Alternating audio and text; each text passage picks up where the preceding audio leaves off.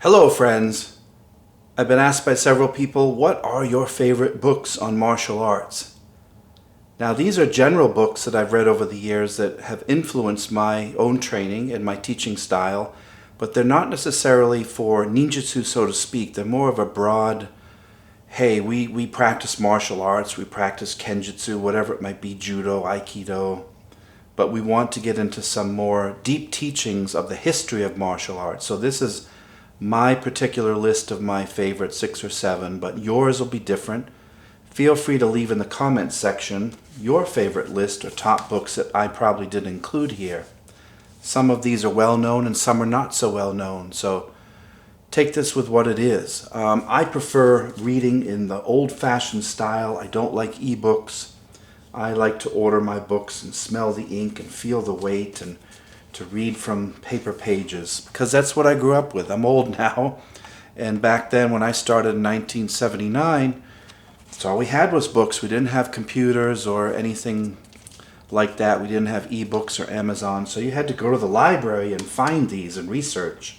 Really do your homework. Now you can just click a button and order them. So you might want to pick these up, even though these are times of stress where we're not thinking about spending extra money.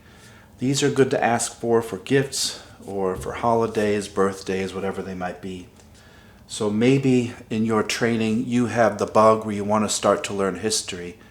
That hit me early, and it hits everybody very differently. So don't think that you're not practicing to the best of your ability if you don't know these books. You can practice without knowing any of this stuff and still have it benefit your life.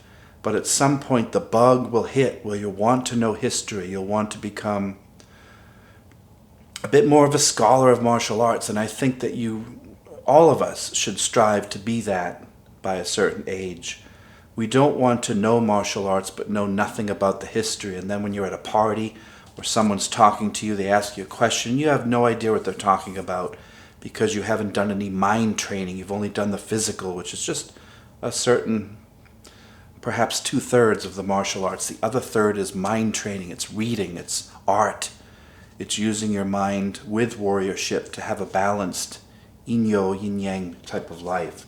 So number 1 for me, and these aren't in any particular order, and I certainly don't agree with everything written in these books. Hagakure. This is called the Book of the Samurai, and it's about an 18th century samurai, Yamamoto Tsunetomo. So here it is. It's called Hagakure, and this is basically a bunch of short teachings. It's a short book, not very dry reading. It's pretty easy, and it's broken up into little chapters and tenets here that you can read to your students or to yourself. And this is it's about 1,300 short texts, and Tsunetomo taught this to a younger samurai over a 7-year period. So these are his teachings as a samurai to one of his disciples. Again, I don't agree with all this stuff in here. Here's a passage on yawning, which is something we talk about at our dojo. It says, "It is bad taste to yawn in front of people. When one unexpectedly has to yawn, if he rubs his forehead in an upward direction, the sensation will stop. If that does not work, he can lick his lips while his mouth is closed, or simply hide his cough or his yawn in his hands or his sleeve in such a way that no one will see what he is doing. It's the same with sneezing. One will appear foolish if yawning. There are other things besides these on which a person should use care and training." Now with the COVID thing going around, that's pretty apropos. You have to be careful of your germs, and his opinion was yawning made you look stupid. Now here's a bad teaching later on in the book that I don't agree with, obviously. So this is what the society was like back then. Look at this. He wrote, "The late Jininmon said that it is better not to bring up daughters. They are a blemish to the family name and a shame to the parents. The eldest daughter is special, but it is better to disregard the others." Can you believe that? The sexism that went on back then was pretty prevalent. So a lot of this stuff you have to take with the time. You have to learn how to disregard the bad teachings and take what's good and applicable to the 21st century. That's what I have to do whenever I'm reading something that's a couple hundred years old, you're going to have a lot of strange cultural things in there. So Hagakure, I highly recommend to have and add to your library. Obviously, the Book of Five Rings, the Goren no Sho by Miyamoto Musashi. This is a must-have for anyone's library who's interested in the sword or kenjutsu. A lot of people read this book in the boardroom and business. They follow these rules to become successful in life. So as you know, Musashi was born in 1584 and he lived till 1645. This is the Bible of kenjutsu. It really is. It goes over many, many different aspects to sword fighting and martial arts in general. Now, Musashi was not a very likable character. He was known to be kind of a jerk. He was known for his bad hygiene, but he was a powerful warrior, and he spent the latter years of his life writing these teachings down after many, many battles. Some say more than 60 duels he had, beginning as a teenager, and supposedly he won all of them, although there's a Joe school that disagrees and said that one was a standoff with a Joe. But regardless, this is the Bible. It can be used in business, Zen meditation. It has chapters on Musashi himself. This particular one was translated by Alexander Bennett. So this is Alexander's particular view. There are many, many, many translations of the Book of Five Rings, so you have to pick up the one that speaks to you. Some of them are better than others, and some do more homework. But Alexander wrote a foreword on Musashi and his life and what it was like in Japan back then. But included in this are the 5 chapters, the 5 scrolls, which is Chinomaki, the earth scroll, Suinomaki, the water scroll, Kanomaki, the fire scroll, Funomaki, the wind scroll, and Kunomaki, the void or the emptiness scroll. So they go in order, and this tells you about fighting, how to win a fight, fighting with 2 swords. Here are some photos of Musashi. This is a pretty interesting book. I highly recommend you pick this up. And just read a paragraph or 2 each night and then sleep on it. Practice this in your dojo. There's actual techniques in here and things that you can practice and work on, which we have in our particular sword style at our school. So this is a really highly recommended book in my opinion. You may not like it. It's pretty dry reading, but it's a good one. One of the top 6 or 7. Now we have The Art of War, and this is a tome and a half, isn't it? Look at that. This is a big, hefty, dry read. Again, if you're not into dry reading, you may not like this one. This is 746 pages of philosophy and teachings from these Chinese masters here. So included in this particular tome, which is more than The Art of War, that's why I bought it, is because it has a whole collection. You have The Art of War by Sun Tzu, you have the Tao Te Ching by Lao Tzu, you have the writings of Confucius in here, the Analects, which are the short writings by Confucius's contemporaries. All of his students are in here. You have the works of Mencius in here, he was known as the second sage. So there's a lot of stuff in here just beyond The Art of War. I mean, you could take a page of this and study it for a year. There's 10 lifetimes of knowledge in this book from the ancient sages of China. I highly recommend at least looking at this. I haven't read the whole thing. That would be a lie to say I did. I have picked out chapters, or I've gone through and read certain sections that apply to me in my life at this particular time. Some of this stuff is really hard to understand and comprehend, but some of it will make sense. But again, with all these books, you have to translate in your mind. You have to be skeptical of some of the things. And remember, they were written in a different period of history and a different culture.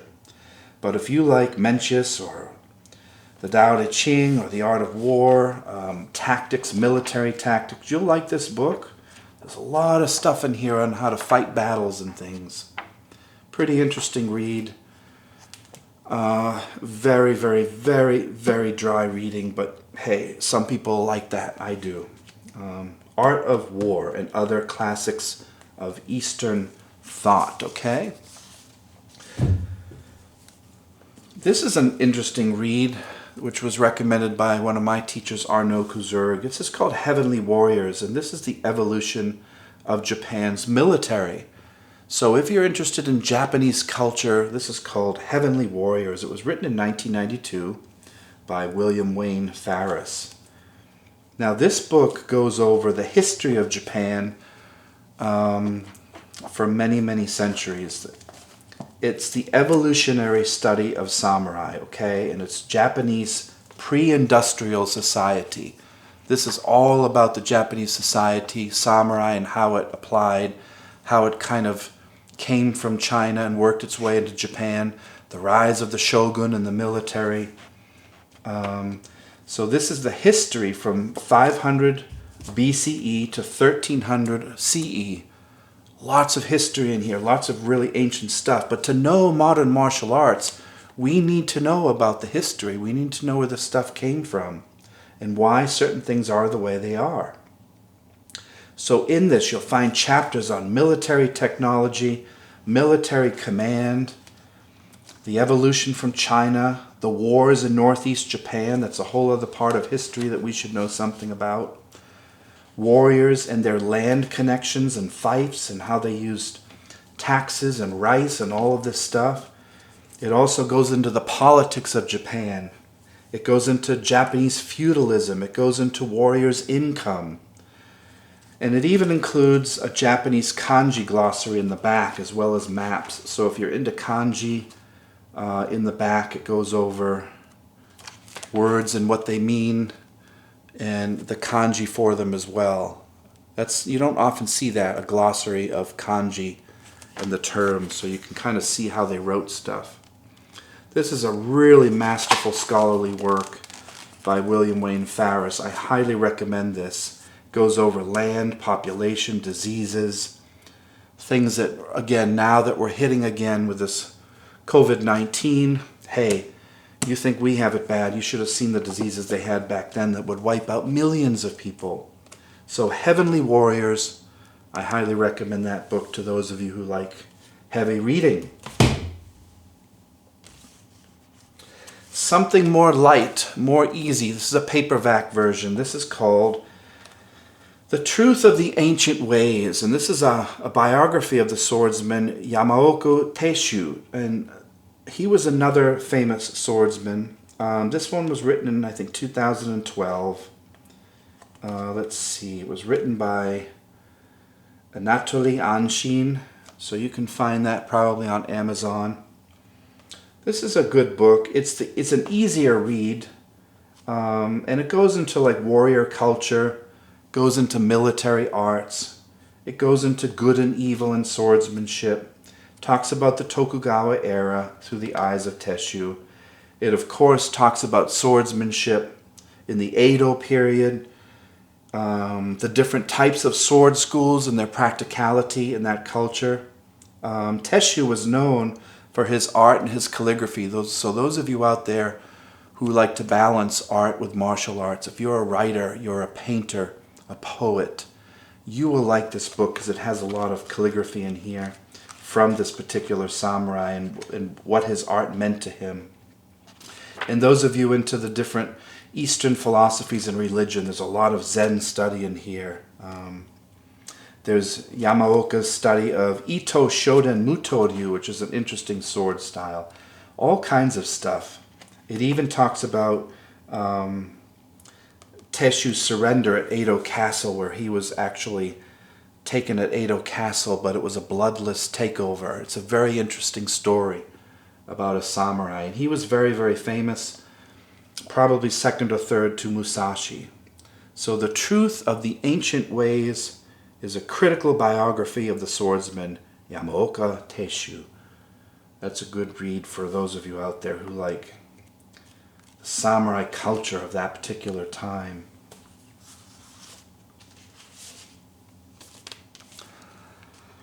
Another little gem I found, this is called Budo Secrets by John Stevens. And this is why this is on my list is because it's an easy read. This is something you keep in your car and you read on your lunch break or something, or before you go into training at your dojo. So this was written in 2001 by John Stevens, and all it is an eclectic collection of Budo sayings and teachings from different types of martial arts like karate, aikido, kenjutsu, kendo, judo. And all he did is he took different sayings from some of these martial art teachers and quote-unquote masters, and he wrote it down. So these are just short little blurbs that you can read on different teachings from different martial arts. This is a brotherly book about us getting along as different martial artists. You know, there's a lot of politics out there, a lot of bravado where people like to beat up on other martial arts because they think theirs is the best.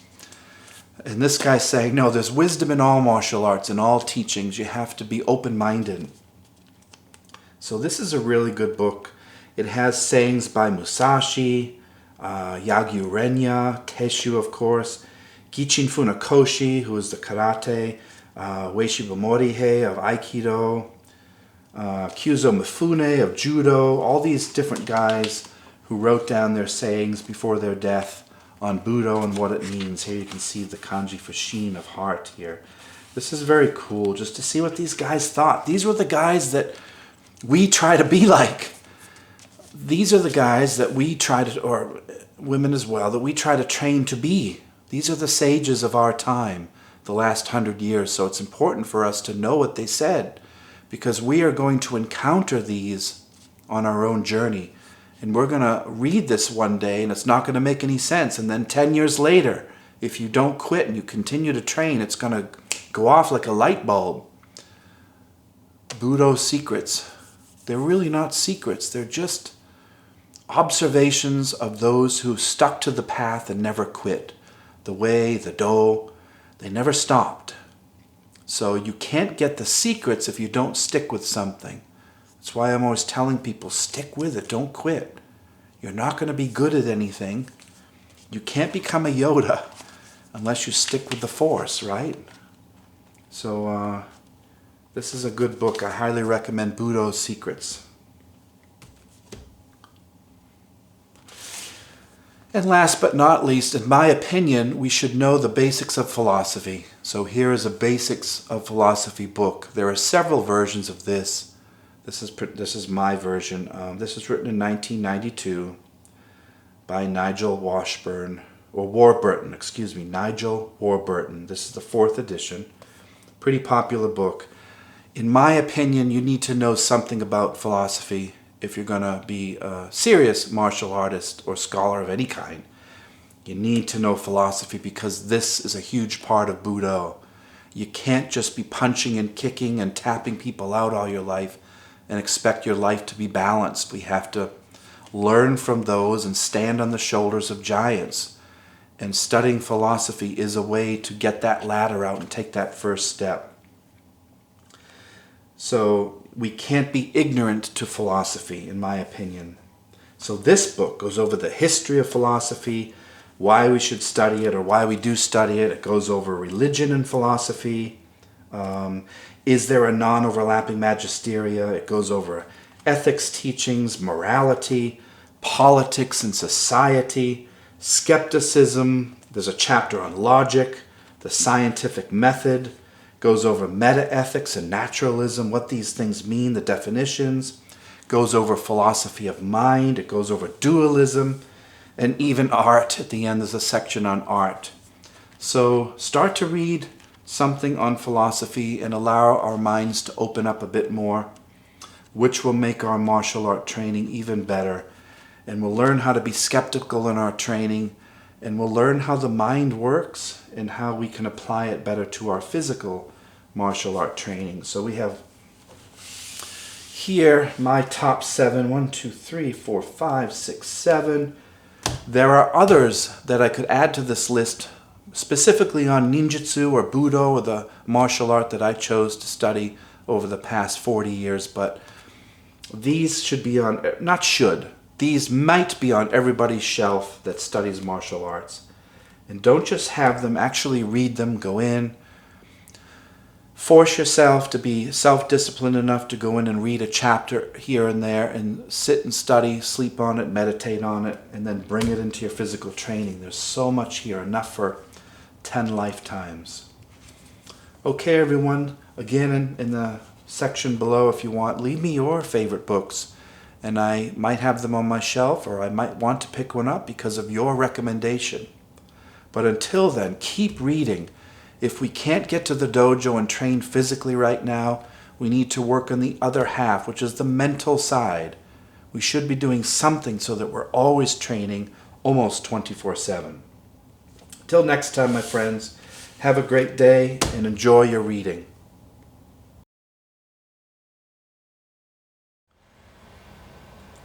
Hey guys, here are 3 additions to the list that should be added. I found these later, and forgive me, I shouldn't have kept these off the list. So one of the books is called Hired Swords, The Rise of Private Warrior Power in Early Japan. This is a great book by Carl Friday. Another book is called Old School, Essays on Japanese Martial Art Traditions. And this is the expanded edition by Ellis Amandur. This is a great book as well, Old School. And last but not least is called Warriors of Japan, as Portrayed in the War Tales by Paul Varley, another great book about the old culture and warring states of Japan. So those are 3 honorable mentions that I should have added to that auspicious list. So these are also available online. I don't know if they're in ebook form. Good luck. Some solid reading for this virus season. We'll see you soon.